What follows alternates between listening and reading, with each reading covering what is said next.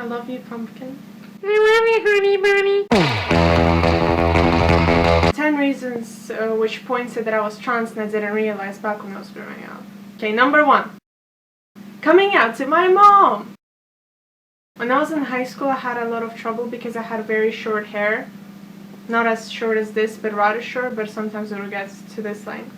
And the problem was that because of that, people would assume that I was a boy. They assumed correctly, of course. It's like I didn't see it as anything bad at all, but it would cause me some awkward situations, like the one time I got kicked out of the girls' bathroom by a teacher who actually told me, "Oh my god, get out of here!" And then I had to explain to her that I was a girl and she herself had short hair to make it funnier. Then I had a similar instance where I was walking downstairs and these 2 guys walked up to me, started pointing at me, yelling gay pride, thinking that I was a gay guy. They were right. In general, I constantly kept getting mistaken for a guy. That's pretty much how my life went. And a lot of friends which I had would always say like, "Jamie, be my boyfriend, pretend that you're my boyfriend." They'd always like cuddle me and stuff. And it was in public and they'd be like, "Please stop it." Like, I never felt uncomfortable from it. I just felt that it was the way things were. I can't say that I didn't know what was happening.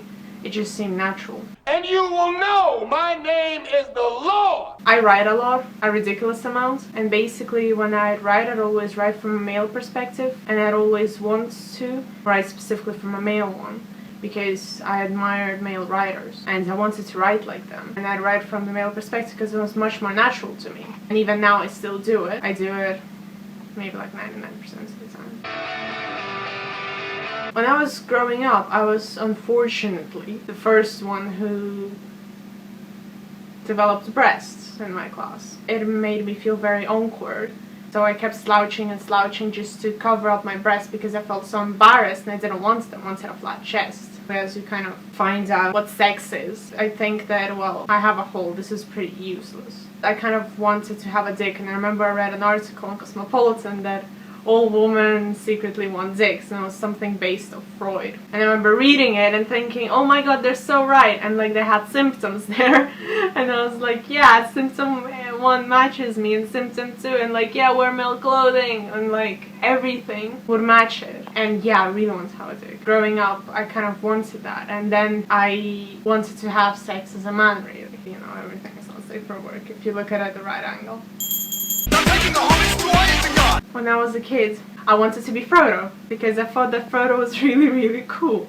And I remember I'd play pretend and I'd be Frodo and he'd end up with whomever my friends would play, which were mostly girls. And I remember I'd end up having this harem of girls and I wasn't really interested in any of them. What I liked about it was that I could play a guy, and I'd always ask everyone, like, can you please play, because I really want to play Frodo, or like some inserts, whomever. I never wanted to play Smeagol.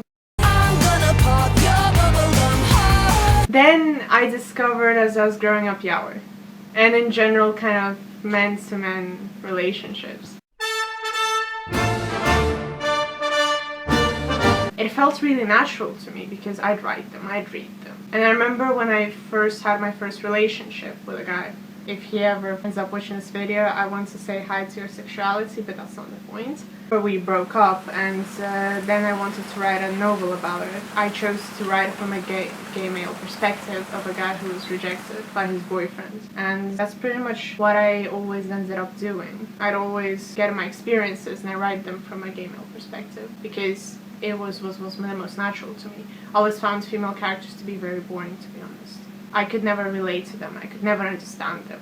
I couldn't understand how it was to be female. I felt that it was very limiting. I felt that I was trapped in a box. Then the last reason is, I came out as gender fluid for a really good while. I felt male, and I kept feeling male every single day. So my gender wasn't changing, and then I was like, okay, I'm not gender fluid, I'm just male. That's pretty much me. And you know, my gender. If you like this video, please give me a like. Give me a subscribe. You'll see a new video next week.